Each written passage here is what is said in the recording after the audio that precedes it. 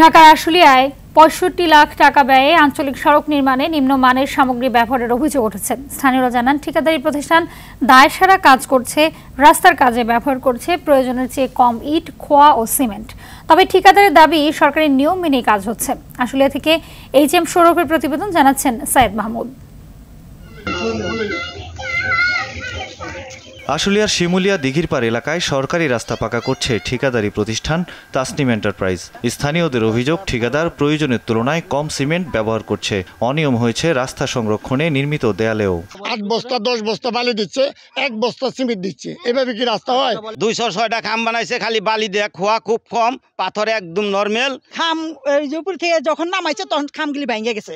এদিকে অভিযোগ অস্বীকার করে ঠিকাদার জানান, সরকারি নিয়ম মেনেই রাস্তার কাজ হচ্ছে। আমাদের এলাকাবাসী কাজ করি না, সরকারি কাজ করবে, সরকারি লোকজন আছে, তারা দেখে কাজ করায়।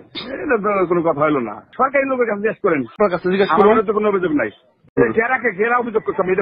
নির্মাণ কাজে অনিয়ম হলে ঠিকাদারি প্রতিষ্ঠানের বিরুদ্ধে ব্যবস্থা গ্রহণের কথা জানান এই কর্মকর্তা।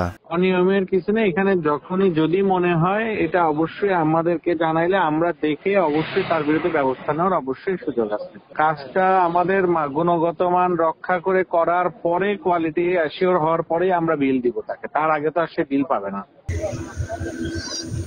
সৈয়দ মাহমুদ, RTV।